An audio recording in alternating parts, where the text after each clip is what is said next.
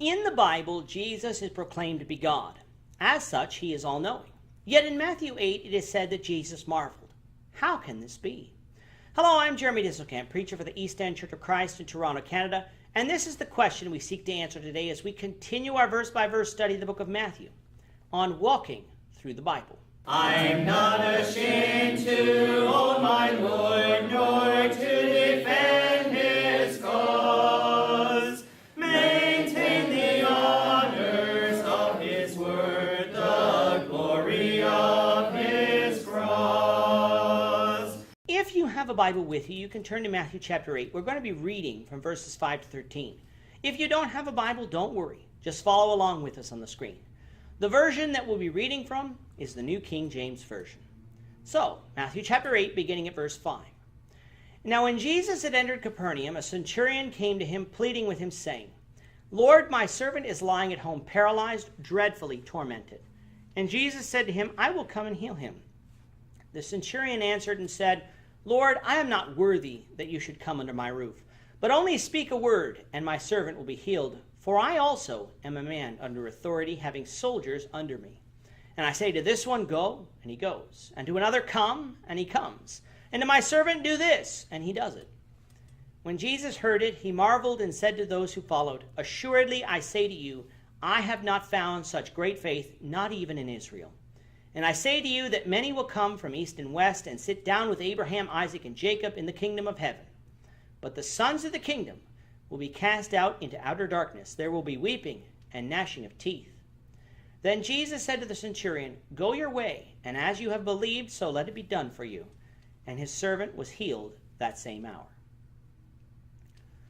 In this chapter, we've already seen the power that Jesus had to perform miracles. He healed a leper because he was willing to do so, and the leprosy immediately was healed. The second miracle we read of in chapter 8 is the healing of the centurion's servant. A centurion was a commander in the Roman army. He oversaw a century of soldiers, which consisted of anywhere from 80 to 100 men. So something we need to realize here is that this man was a Gentile. The person requiring healing was not the man himself, but the man's servant who was at his house paralyzed and in dreadful torment. Now, unlike the leper we read of in the last episode, this man didn't come to Jesus and ask if Jesus willed to heal his servant. He came pleading to Jesus to heal the man. Neither approach was wrong, as we saw in this section of verses. Jesus said he would come and heal the man. The centurion, though, didn't want Jesus to come to his house. The reason he gave was that he was not worthy. Now, why would this man not feel worthy to have Jesus come into his house, seeing as how this man was a very important man? The answer is that he knew who Jesus was, a man that was over him. You see, the centurion understood what authority was, for he commanded a group of soldiers. Whatever he told his soldiers to do, they did, because he was over them. The centurion recognized that Jesus was not simply a man or even simply an Israelite, one who could be commanded by the Romans to do something. No, the centurion recognized that he himself was under the authority of Jesus, and as such, he did not consider himself worthy to have this man of higher authority than him come to his house. It was thus a matter of respect and acknowledgement as to the very identity of Jesus. This man's faith had convinced him that Jesus could simply speak the word and the servant would be healed. Had Jesus ever performed a miracle like this before? Not as far as we can tell in this book thus far. So what convinced this man that Jesus could do this? By the very nature of who Jesus was. It said that Jesus marveled at this man's faith and proclaimed that he had not found such a faith in all of Israel, a people that should have believed in him. And yet here was this Gentile who had such a faith. The statement that Jesus marveled can easily confuse us because we take the word to mean that Jesus was surprised at this man's faith. And if Jesus was surprised, doesn't that mean he's not all-knowing and thus isn't God? Now, as many listeners of this podcast know, I believe that some have a misunderstanding of the all-knowing nature of God, taking it to mean that the future is already written and that is how God is all-knowing. I do not believe that to be true, but believe that God knows all that there is to know. But he is not surprised by anything because he knows our hearts. However, in this passage, our confusion comes because we have not defined marveled properly. The word comes from the Greek word thaumazo, which means to admire. So Jesus wasn't surprised at this man's faith, he admired it.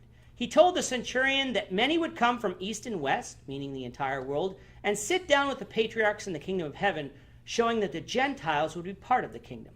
However, there would also be those who should be part of the kingdom, the children of Israel, who would be cast out into outer darkness, which is hell.